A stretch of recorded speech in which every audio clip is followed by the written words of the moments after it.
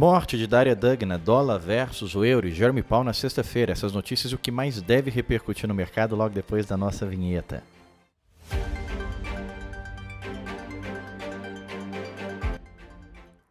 Bom, o que está mais movimentando o mercado nesse início de semana foi a morte de Darya Dugna, ou Darya Dugina, que aconteceu nesse final de semana. Ela é filha de Alexander Dugin, que é considerado um filósofo pensador extremamente importante na Rússia. Para se ter uma ideia, alguns falam que ele foi o responsável por implantar na cabeça de Putin a ideia da guerra. Talvez não nesse nível, mas que ele é sim um pensador extremamente importante, nacionalista para a Rússia, isso é sem fato.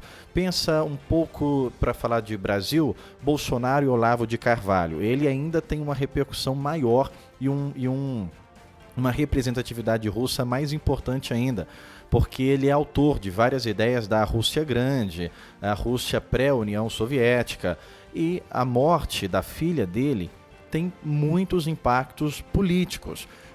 A inteligência russa divulgou nessa segunda-feira que a suspeita pela morte é uma ucraniana, Natalia Vovik, e que ela fugiu para a Estônia.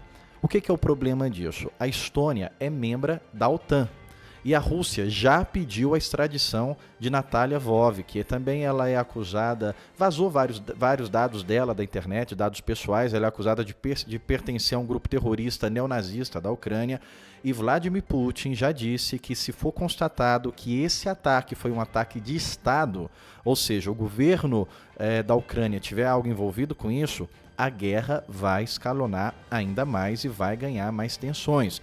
O presidente da Ucrânia, Volodymyr Zelensky, já deu declarações dizendo que a Rússia tem ações mais cruéis depois da morte, que está aumentando os ataques ali no leste da Ucrânia.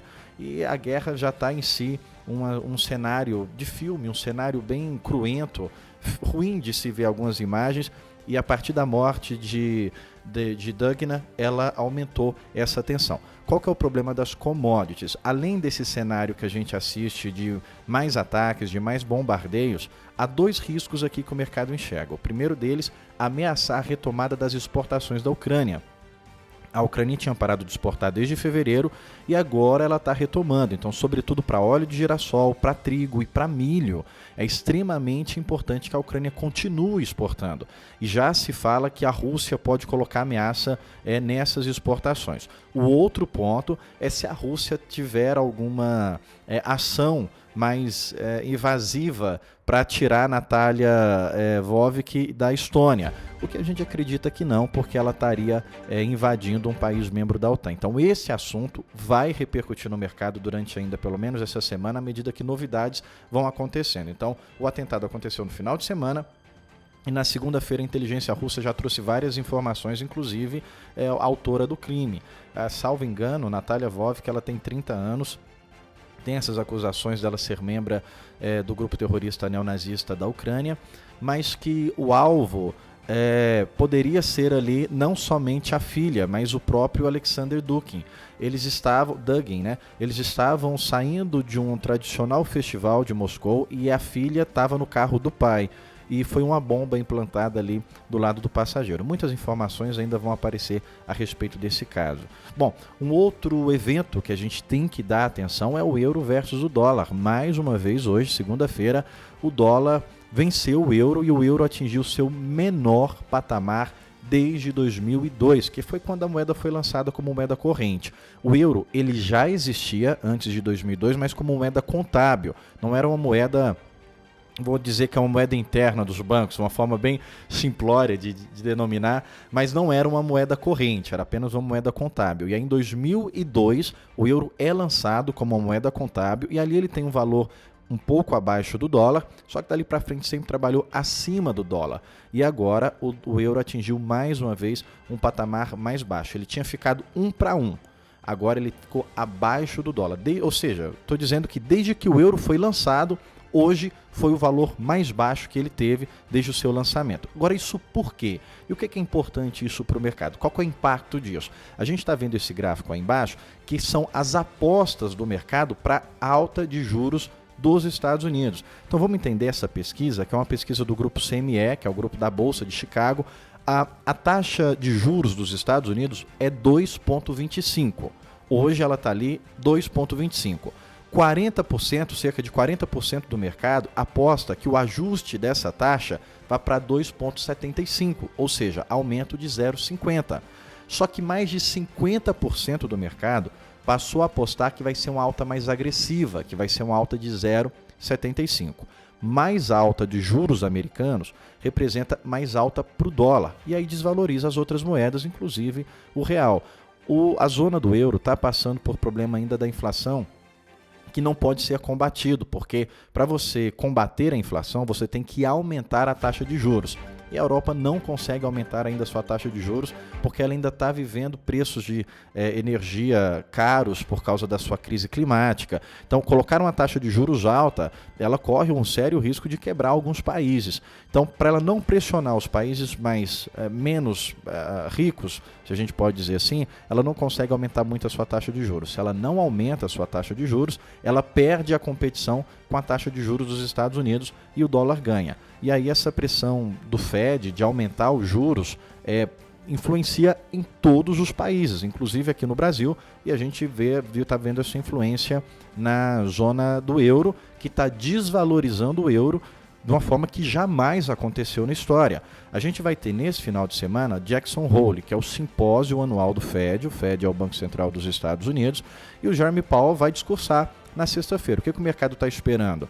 Que ele vai dar algum sinal de como é que vai ser o ajuste da taxa de juros para a próxima reunião, dia 21 de setembro. Então, esse é o evento mais importante do mercado financeiro.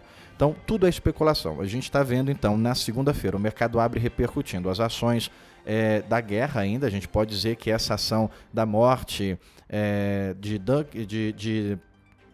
do Guina, né? Vou dizer assim, desculpa se eu estou errando os nomes, mas foi um evento de guerra e agora a taxa de juros, o euro fica mais baixo que o dólar, vai continuar movimentando, esses eventos vão continuar movimentando a semana inteira. Aqui no mercado interno a gente vai ter a abertura da entrevista dos presidenciáveis, o presidente Jair Bolsonaro, estou falando do Jornal Nacional, ele vai abrir a série de entrevistas que o Jornal Nacional vai fazer hoje, 20h30, sem dúvida vai ser uma grande audiência do Jornal Nacional, que é um jornal que já tem uma audiência considerável, mas a ida do presidente é muito esperada, justamente por causa dos embates que ele tem com a TV Globo, e a TV Globo meio que criou uma espécie de perseguição também contra o presidente.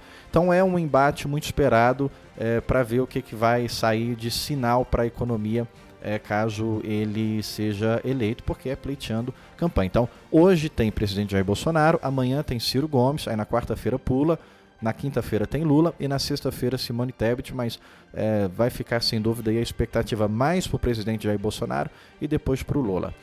E aí, dentro ainda do cenário interno, a gente tem a minha tela... voltou. Deu uma travada, mas já voltou. A gente teve a previsão do Boletim Focus, que acho que está um pequeno aí, mas manda uma mensagem para a gente. Se você não tiver acesso ao Boletim Focus, a gente envia ele para você. É importante que o IPCA, ou seja, a inflação, tem perspectivas melhores a cada semana. Então, no boletim, ele é uma pesquisa feita, é uma pesquisa bem credibilizada. O Boletim Focus tem que se dar credibilidade para ele, é uma pesquisa muito séria e bastante assertiva. Por exemplo, a taxa Selic, ela tem sido ajustada conforme o apontamento do Boletim Focus. O câmbio é mais volátil, mas PIB e inflação costumam ser bastante assertivos. E as projeções do Boletim Focus são de uma inflação do Brasil melhorando significativamente. Então, a cada semana tem se apontado uma melhora. E do ponto de vista do agronegócio, a gente tem o Crop Tour da ProFarmer. O que é esse Crop Tour da ProFarmer? Os Estados Unidos está ali na sua fase pré-colheita, está quase ali chegando a cerca de 1 mês e meio, 2 meses já do início da colheita de milho e da colheita de soja. E começou hoje o Crop Tour da ProFarmer e ele vai até sexta-feira. É um Crop Tour bastante intenso, ele tem a participação de várias entidades, é organizado pelo grupo CME, que é o dono da Bolsa de Chicago, participa Reuters, Bloomberg, várias agências privadas de análise de mercado. e ele já começou a dar alguns vislumbres das lavouras de milho e de soja, ali de Nebraska, do norte de Nebraska e do sul da Dakota do Sul, e começou a apontar situações um pouco piores do que o mercado estava acreditando. Então, ainda é importante acompanhar a divulgação da condição das lavouras do USDA, que sai toda segunda-feira, mas o resultado do Crop Tour da ProFarm vai impactar bastante. E aí na sexta, todos os dias tem reunião de noite, a gente vai estar participando, acabando aqui de divulgar o radar para vocês, a gente entra online na reunião da ProFarmer. Todos os dias de noite tem um apanhado de como que foi o dia, e na sexta-feira tem um resumão e a conclusão de como que foi o Crop Tour. Então vai impactar bastante no mercado de commodities, de soja e milho. Por hoje é só, até mais.